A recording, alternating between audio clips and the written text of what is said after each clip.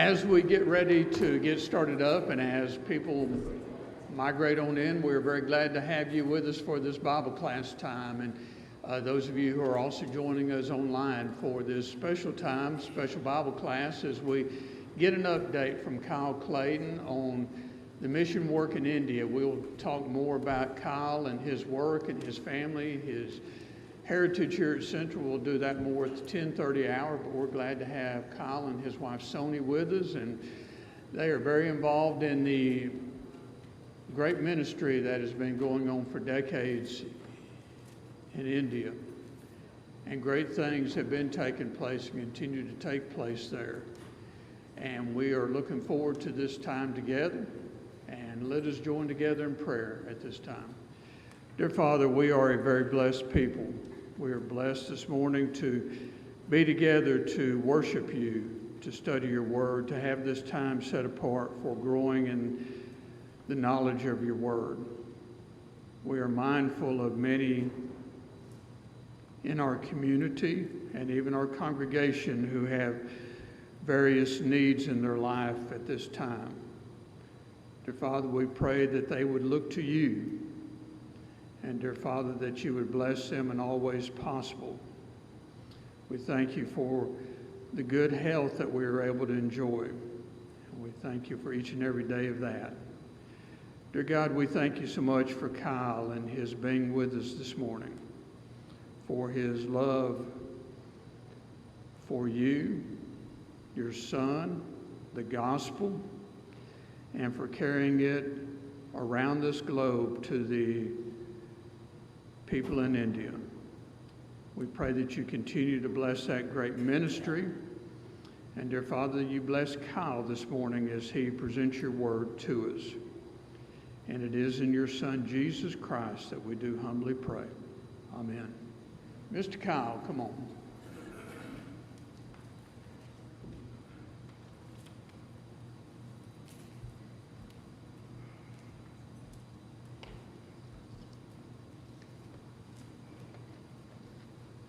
I think most of you know my dad, right?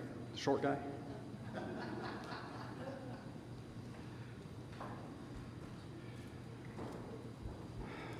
As we were driving down on Friday, of course, talking to Wayne, texting a little bit with Brother John, and just preparing to come down here, I was already thinking how strange it was going to be to stand where I'm standing today. And I know that my father has had a long history and relationship with this congregation, and I want to thank you for allowing me the opportunity to be here in his place this morning. Did everybody get a handout when you came in? If not, just raise your hand. John is somewhere, or Sony, if you can grab some. Just if you don't have one, just let us know, and we'll make sure you get one. If you turn to the inside of the handout, there's a little bit of information there. Of course, I'm going to cover a little bit more, but just at the very top of it, where it talks about the facts of India, you can look at the map. Now, this map is very misleading. They stretched it a little bit to make it fit the screen. India is not quite so wide. But if you look at the map of India, India is about 2,000 miles north to south, about 1,800 miles east to west. If you look in the peninsula part of it, almost right in the center, you see the big red dot that says Hyderabad. That's where we live. Now, Hyderabad is a small city, only about 18 million people in the metropolitan area. And so what that means is whenever we're trying to go from point A to point B, it seems like everybody's on the same road we're on. It takes a very long time to get anywhere, and I'll come back to that in just a moment. But other facts about India. India is the home of the largest and fastest growing restoration movement in the world today. This is something we have believed and claimed for years. But to our knowledge, we have never found a work anywhere that has anywhere close to the same results that we have gotten in India. But India is the second largest country in the world by population, the world's largest democracy. Now, As of about a week ago, when I checked the stats, they were claiming India sits at about 1.35 billion people. And so when we compare the U.S. to India, you're looking at a land area that's about the size of 1/3 of the U.S. East of the Mississippi River, that's the territory, with 4 times as many people. It's crowded. Even when you get out into the small towns and villages, people seem to not be able to get away from each other. And that is one of the problems that we've found with COVID. There is no social distancing. It's near impossible to stay away from other people. India does have 2 national languages. Those are Hindi and English. And although I have lived in India for most of the last 28 years, people always ask me, Kyle, do you speak the language? And even Jerry, same thing last night. Do you speak the language? I said, no. I found out a long time ago. I did actually try to learn one of the languages of India. I learned how to read it, although I don't know what I'm reading. But the problem is there are simply sounds in the Indian languages that the American tongue doesn't make very easily. And so my wife does speak Hindi and English, but when you look at the map and you see all the different states, my wife came from Hyderabad. She was born there, although she has lived in a few other cities as a youngster. When we met, she was back in Hyderabad. And so she speaks the state level language, which is called Telugu. So that's 3 languages. And she speaks them all fluently. She can converse with somebody. If you look at the map going to the west, the state is Karnataka. The state level language is Kannada, spelled with a K and 2 N's. And the language between that and Telugu are similar enough that a Kannada speaking person and a Telugu speaking person can probably have a conversation. But when you think about it, when every state is almost based on a linguistic difference, you understand why it's so difficult to learn the language, because there's not one. There are many. Now, the government gives special status to 15 different languages, and by special status, they used to actually have on the currency notes the denomination written in 15 different languages. But they have 25 major languages. They officially recognize 845 different languages and dialects, and unofficially over 1,600. So you understand it's a mess. It's like going from here to Alabama to Mississippi to Louisiana and learning a new language every time you cross a state line. Of course, we know Louisiana, that's a different case. But our work in India has grown tremendously, especially since 1995. Not going to say that it was a slow work before that, but it seemed like in 1995 everything just exploded. Now, I got there in 93, so I'm going to take a little bit of credit for that. Only a little. But let's turn back to the front side of the handout, and I want to just refamiliarize you with the work that we do in India. I might point to the map a little bit. I don't have a laser, and I'm not going to trust Wayne with one up there because I know he'll try to blind me. The evangelistic efforts in India, that is the main part of our work. Now, we go, of course, in the cities, like I said, and this is where I'm coming back to this. When we try to have our work in the cities, it's very difficult for us to do anything fast-paced. Now, on Sundays, there's light traffic because no one's going to work. We can get to several congregations at a time, but the weekdays makes it very difficult. Everyone's going home from work, or those who are working late at night, they're going to work. And so traffic is always a problem. So when we're in the cities, we may be able to have one evening meeting every day. But when we go to the villages, things are very, very different. We go to villages, and I know my father has talked about this before. We have bungalows or places set up that we can go and stay. And we don't have to worry about registering with the police. We can stay there and hold classes and then go out from those locations at night to the various nearby villages and have gospel meetings. Nothing uncommon for us to have 2 or 3 meetings in a night because there's no traffic. And so it's easy to get from point A to point B. And then we can sometimes roll back in around 11 o'clock or midnight, sometimes later. But we do realize that evangelistic efforts has to be the first priority in our work in India. Looking down the list farther, I'm just going to talk about a few of these things to explain how our work has grown. The first of these is the Carl Crosser Memorial Institutes of Biblical Studies. Now, these are preacher training schools. Long ago, the decision was made that our role in India was not just going to be to set up a mission in the strictest sense of the term. We were not looking at building one church building and maybe a school to go with it and housing or anything like that. We decided our role was going to be to teach and train preachers. And that has been why our work has been so successful, is because we are trying to create the opportunities of simply more men so they can go out and do this work. And so the Carl Crosser Memorial Institutes of Biblical Studies is part of this effort. We have 3 major varieties. The fourth one, I'm going to talk about that a little bit, but the first 3 of these, the Mobile Bible School. In the beginning, the CCMIBS was set up as a 3-month intensive preacher training school. We had several branches of those, but we've had some issues over the years. Directors have passed away, and we've had no one to take their place. We had one property issue, and that's where this first one comes in, the Mobile Bible School. In the village of Tubardu, which is in southern Andhra Pradesh, which is the lime green one there at the bottom, Brother T.J. Monakrao was our local director, but we had a property issue. And what happened, after we were kicked off the property, T.J. came to us and said, "Brother, if they can't come to me, let me go to them." And so he travels 2 or 3 weeks out of every month with a couple other teachers. They go to several different locations, and they are continually teaching and training preachers. The second on this is a 3-month program. We have 2 locations still in Markapur and Pongalore. Markapur is our oldest of the existing schools. Brother V. Abel is in charge of that. And in Pongalore, we have P. Samarpanarao. Now, we call him Sammy because it's just so much easier to say.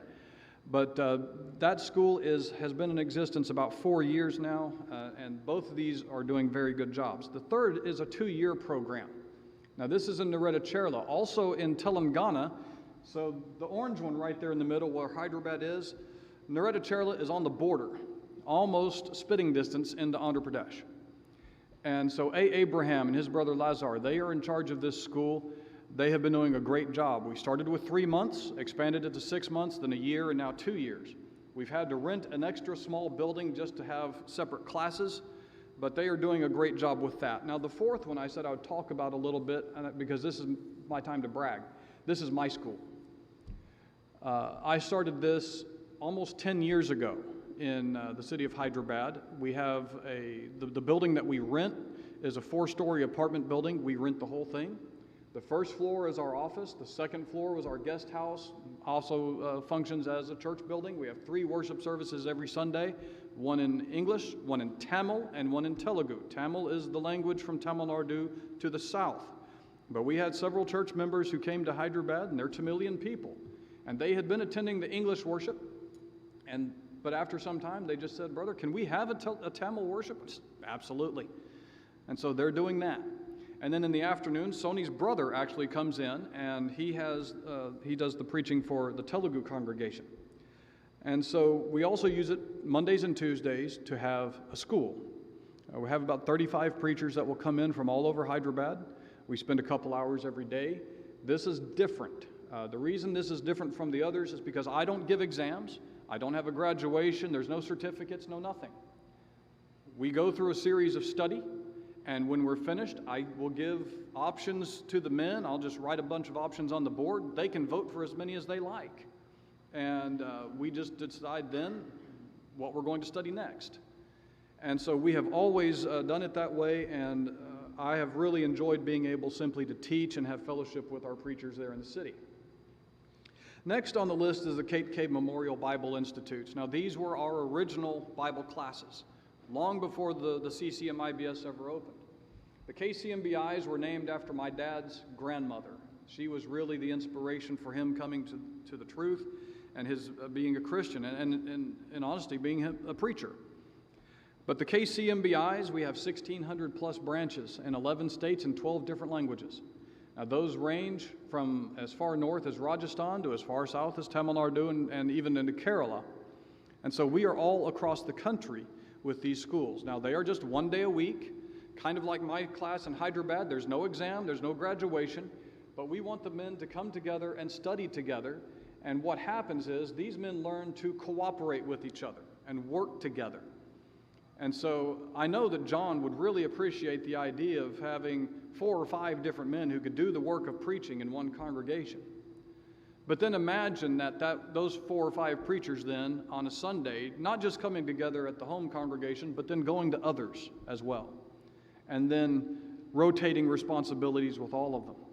And that's really how our network has been so successful. We don't have too many congregations that have one preacher and one preacher only.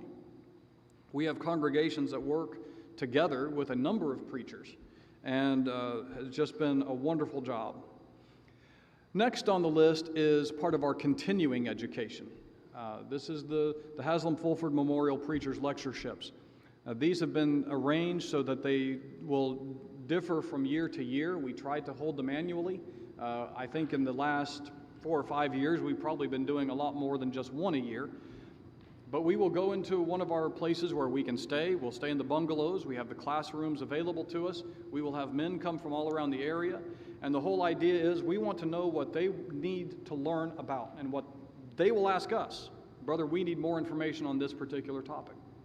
And so we'll do that. We will work with them in that manner. But we are continuing to teach and train our preachers, and that's what it's all about. But really, none of those things would be possible without the next point on the list, and that's denominational preacher seminars.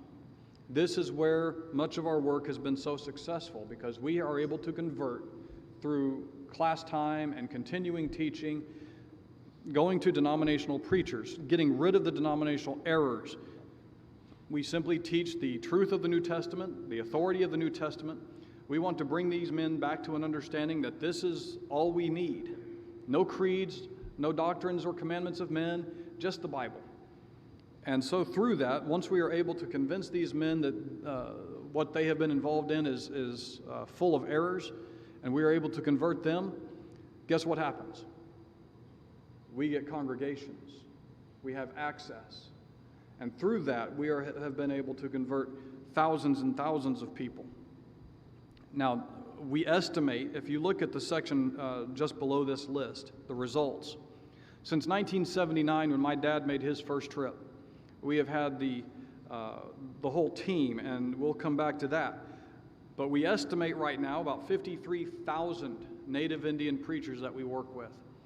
The number is always fluctuating. And although we may be converting denominational preachers today, the problem is we've also been dealing with COVID. So we've had some gains, but we've also had a lot of losses. But we estimate about 5 million gospel meetings that have been held. Now, these are not including worship services. They don't include the KCMBI meetings or anything like that. These are ones that we have given money to preachers so that they can go travel around, hold some gospel meetings, and then they report back to us. 5 million. Now, that sounds like a lot, but this is a work that's been going on over 40 years. And it's not just a few Americans that are doing this. We have had, again, over 53,000 Native Indian preachers that are doing the bulk of this work. And through their work, their efforts, over 10 million souls have been brought to Christ. Going back to the list very quickly, some other things just to point out. We skipped over the tools for the Native Indian preachers, okay? These are Bibles, bicycles, things that they might need to be better equipped to do their work. Things that they, for a bicycle to travel to nearby villages and save them bus fare or auto charges. Bibles so that they can give out to the members of congregations, so that they can read themselves. Just anything that we might be able to do to encourage our brethren over there. But skipping down a little bit, preacher assistants. This is another one of my works. And it didn't start with me. I'm not going to take all the credit for it. Before I went to India in 1993, brethren would write letters to my dad saying, this preacher over here fell down and broke his arm, and he needs to have a little bit of money for hospital bills, and my dad would just write a check. And we knew that there was a lack of accountability. There was no paper trail, no nothing. And so after I got to India in a few years after that, in 96, I think it was, I talked to my dad. I said, Dad, why don't you just let me take care of medical work? And he said, have at it. And so that's been one of my biggest works besides the preaching and teaching over in India. And we are constantly dealing with people who are asking for help for medical needs of various kinds. But what I did, I set up an application process. They have to supply me with bills, documentation. I break all sorts of HIPAA laws, but I don't care. I just want to make sure that that the medical treatment has been done. I'm not going to, because once I make a decision on it, I destroy everything. But it has given us the accountability. And that way I have proof that something was done. I have much better feeling about being willing to help them, not just because some brother said somebody else got hurt. We have to have proof. And so with that, there are some photo albums being handed around. There are some images of my applications in the back of that, just to show you just an example of it. All right, well, let's turn back to the inside of the handout very quickly. I want to talk about the team members. And of course, all of you know my dad. He made his first trip in 1979. My mother joined him for her first trip in 1980. And after she went, they came back to the States with this wonderful idea that they were going to take the whole family. And so in 1981, we sold just about everything we owned, and what we wanted to take, we took. But myself, both my older brothers, Mom and Dad, and we all went. The idea was that we were going to stay in India for 5 years and ended up staying only 5 months. And honestly, that's where Central came in just a couple years later. After we returned to the States, Dad took a preaching job in St. Petersburg, Florida for about 1.5 years, and then we came here. And that's where you all know me from.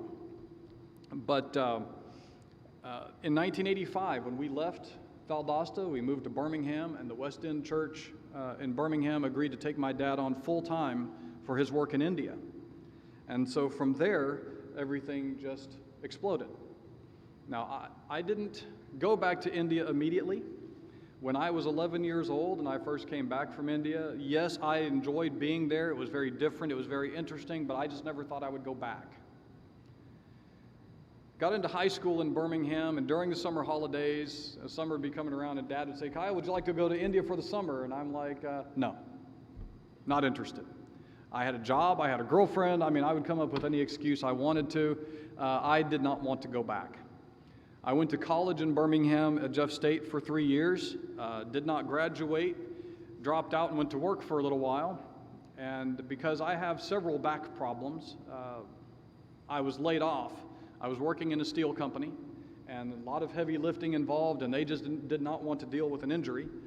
So I had no excuse. At the beginning of August '93, my dad sat me down and said, "Kyle, why don't you just come to India?" And I said, "Okay, fine. But I have 3 conditions. Number 1, I'm only going to stay for 2 months, not a day longer. Number 2, I'm not going to preach, so don't ask. Number 3, don't try getting me married off to a young Indian girl." Sony, would you please stand up? This is the reason I have stayed in India for 28 years. I met Sony my second day. And it didn't take long for me to start asking my parents if they would arrange for a wedding. Sony and I have now been blessed with 3 children. Our oldest, Sunshine, is 25 years old. She is living in India right now. She came back with us last year, and then early December returned to India. She came back for my dad's funeral and then went back again. She is working with an independent filmmaking company. She does film editing. And if you know anything about filmmaking, India is the place to be, because they make more movies in India than they do anywhere else in the world. And so she is really where she wants to be. We have tried and begged and pleaded to get her to come back, and she just does not want to. So she's happy, and we're good with that. Our other 2 children, Jordan and Preeti, are living with us in Montgomery. Preeti is starting her junior year at Faulkner University this year, starting tomorrow.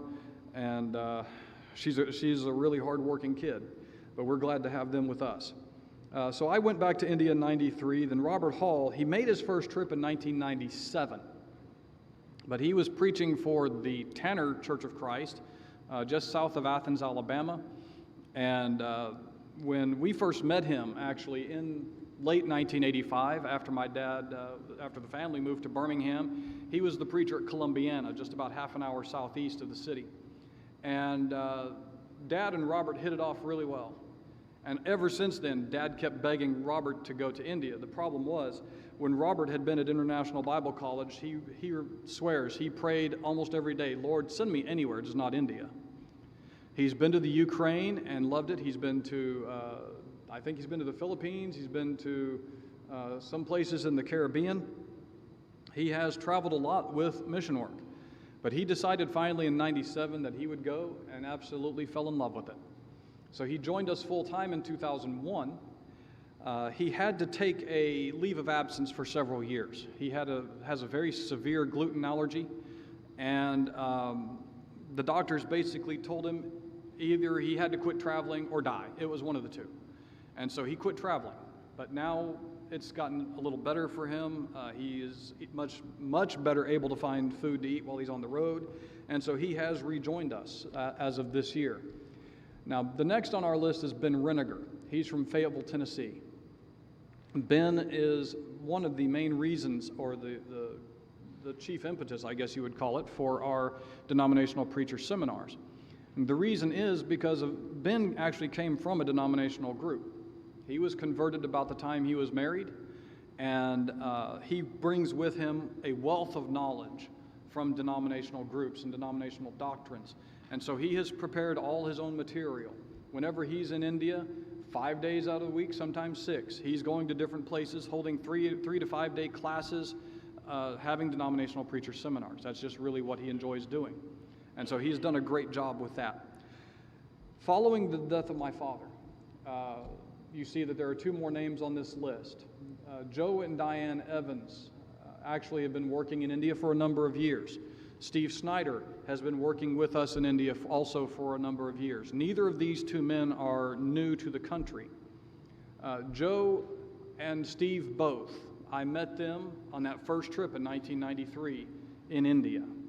And that was not their first trip. So their history with India is actually longer than mine. But Joe has done a very interesting work. And it's been about 10 years, he and I especially have been talking, trying to get him just to pool his resources with us and start working with us full time. And he finally agreed to that. What he has been involved in especially is what he calls the Titus Project, or the Timothy Project, but he really calls it Titus. His work in Suryapet has been a school designed originally to teach and train men so that they could become elders, not preachers. And it's been very successful. But because of COVID, because of some other issues, they lost a couple teachers a couple years ago. So they've adjusted their program a little bit. So now it's the Titus. He is looking and teaching and training men to send out. And so he has been heavily involved with that. Now, Joe and Diane are from Hot Springs, Arkansas. But Steve and his wife is also Diane, by the way. But Steve Snyder and his wife, they are living in Fairmont, West Virginia. So they are from a completely different part of the country. But like I said, Steve has been to India many times and has really been a blessing to us over there. He used to be an elder at the church in Barrackville, West Virginia. And that congregation at one time was the sponsoring congregation for this work. Once Barrackville decided to not be our sponsor anymore, we moved our sponsorship to the Shiloh Church of Christ in Hazel Green, Alabama. That's almost on the Tennessee state line, just a little bit west of Huntsville.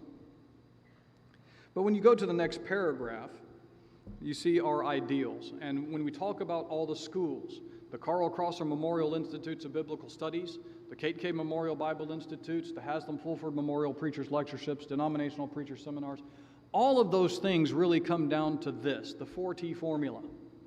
We teach them. This is the gospel meetings, denominational preacher seminars, worship services on Sundays. We are constantly doing our best to teach the people of India. Once we teach them, they're converted and they want to be baptized, want to become preachers, we train them. That's what the schools are for. And then we trust them and we turn them loose. The reason why we have to have this formula is because this is truly an Indian work. When you think about how many of the Indian brethren we have as preachers, 53,000 of them, and compare that with how many of us Americans are involved in this team, you can see that there's a whole lot more of them than there are of us. But it's their people, their languages, their culture, their homes, their friends and families, their villages, their communities. They have more opportunities to do this work than we do. And so that is why we need to continually be involved in helping them do this work. And that's really what we are there for, is to help them. We are there to encourage them. But the fact is, they can't do this work on their own. India is a very wealthy nation. I don't want anybody to misunderstand that. There's a lot of wealth in that country. The problem is, most of the people are still very poor. And they can't afford to do this work on their own. They need us to help them. And so we do encourage them to the best we can. But our strategy, going back down to the next paragraph, our major strategy has been to target denominational preachers. That is why our work has been so successful. When we are able to convert the denominational preacher, like I said earlier, we have access to a congregation. But that's really just a simple way of saying it. Denominational preachers, they also have networks, just like we have our networks. And so what is going to happen if we convert one, he then will start trying to get us to talk to his friends, inviting them to meetings, or we'll go to gospel meetings in their villages and in their church buildings. And through them, if we are able to convert other denominational preachers, our network just grows even more. Have we been able to convert entire congregations? Absolutely. It doesn't happen very quickly. It doesn't happen very often. But yes, we have been successful in converting entire groups at one time, or if not at one time, at least over the course of several months. Yes, it's not easy. There are a lot of doctrines that we have to really get out of their heads. We have to strive to teach them the truth. But in the end, usually we are very successful in doing this. And if we are able to convert a preacher, the fact is, the preacher is somebody that these people have looked up to. And if he converts, they respect his decision. They may not convert immediately, but at least they will listen what he has to say. And lastly on the list, why the people of India are so receptive. Indians love America. Now, this is partly because of not just the American dream, the idea that they can come here and work and have better lives than they might have in India. They look at us as better educated. They look at us as wealthy. It doesn't matter what our economic status might be here. Our status is going to be much better than those in India. And so they do see us as a wealthy people. But when we leave this, what they see as the comforts of America, and we go to them in India, they respect the simple fact that we are willing to go to their towns and their villages, to go to the poor, to those who live below the poverty line, and to fellowship with them, to sit down even to eat with them. They really respect that. And so when we speak, they listen. It may be somebody who, if we're in a church building having a meeting and we have the loudspeaker going on, they may just be passing by outside, but they've heard it. They may stop outside and listen for a couple of minutes, but at least they have had some kind of a contact. They've had some interest. And continuing to have our brethren go to these towns and villages to continue with gospel meetings and follow-up work, they'll hear more. And then months later, we may have another American visit again, and they've been listening to a lot. And eventually, they'll just accept it as the truth. And we're able to convert many people in this way. But they are a very religious people. You can see signs of whether it's Hinduism or Islam or the Sikhs or the Jains, whatever it is, you see signs of their devotion everywhere.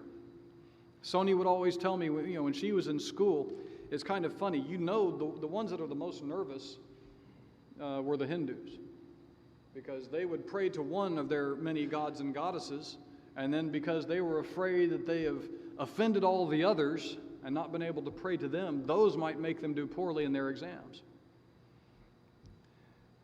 Having one God is just so much simpler. And that's what we teach them. They like the idea of one God, but not just that. The fact that Hinduism offers no hope. They do believe in a series of reincarnation, a cycle that is almost impossible to break out of. course, Christianity and the Bible doesn't teach anything like that. We give them a hope that after this, there's something better. You don't have to come back to this place and to live a life that is unfair, difficult, full of illness and sadness and everything else. We have something we can look forward to, and they appreciate that as well. And so, yes, there are many Hindus that are leaving Hinduism every year. They're coming not just to the Lord's church, they are turning away from Hinduism to something else. Many of them do come to a faith in Christ, although it may not be the correct faith.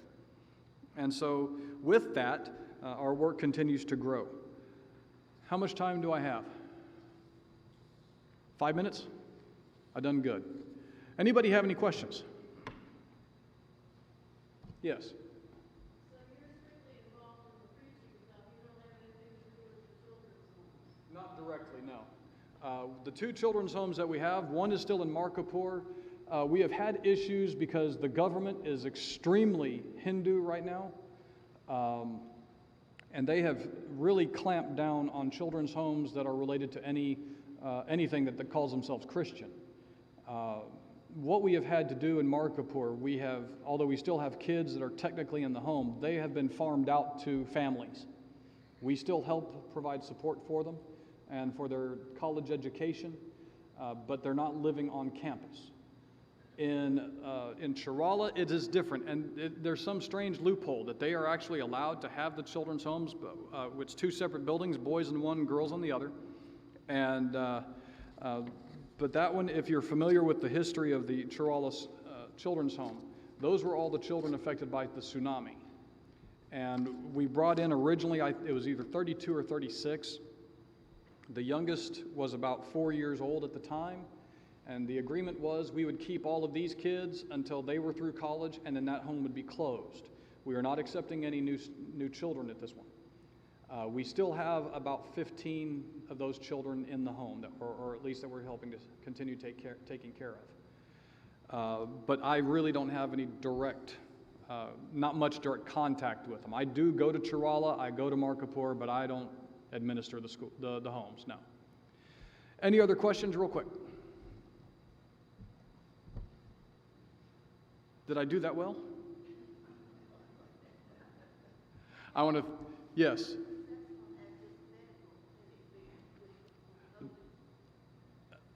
Honestly, with the COVID problem, the medical clinics have been very seriously affected. The clinic in the Hyderabad area that was operated by Vishwambar and his wife Neelama, she was actually the nurse. Vishwambar passed away from COVID. Very suddenly. He was terribly sick with diabetes, was having to get dialysis 3 times a week. He just fell sick. They were trying to get him to a hospital. He died in the vehicle. But Neelama is still working the best she can. We really, honestly, with the medical side of treating COVID, we have not been able to do much. They are going out or having to go to government hospitals or private hospitals. And this brings us also to another issue. I'll come back to you in just a moment. People have asked about the vaccines. Vaccines are available, and the government was saying it's going to be free for everybody, just like they were saying here. But then the government turns around and sold about 75% of the vaccines to private hospitals, and the private hospitals aren't going to give them away free. So that's making it very difficult for people to actually get their vaccines if they want them. Yes?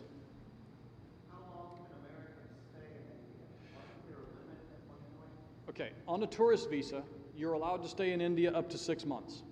Now, I'm on an entry visa. I am also allowed to stay up to 6 months, no problems, and I'm given a little bit more freedoms than anybody else. But there was a regulation several years ago. If somebody left the country of India and they were on a tourist visa, they had to be out of the country for 2 months before they could come back. Now, that didn't cause problems for us, but it did cause problems for some other Americans that we know. They scrapped that only after a couple of years. But here's what happens. Because I had been in India staying over there 10 months at a time, we would come here for the summers. Normally what I would do, I would skip out to either Sri Lanka or Nepal. All I had to do was leave the country, get a new stamp in my passport, and I get a fresh 6 months. And that's how I've been working. I'm able to, we have no problems being able to live in a home, and don't think that the cops don't know what we're doing. They are very well aware. We have actually had to deal with police on more than one occasion, but they've never tried to kick us out. And as long as that is okay, then we're good. Yes, sir. You said India is a very wealthy country. Yes. How much financial support do you all get from local businesses? Do y'all get much support that way? From Indian businesses? Yeah. No, we don't approach them at all. And the reason is because most of them are operated either by Hindus or Muslims. And they're not going to help us try to convert people away from those faiths. I think I'm out of time now, but if you do come up with any other questions, I don't care what it's about. If you want to know about the food, the people, animals, please feel free to ask. We will be here, of course, during the break and after the worship service, and that's what we want to do is make sure you have all your questions answered. I want to thank you for your attention, and again, thank you for letting me be with you, and I look forward to speaking during the worship service.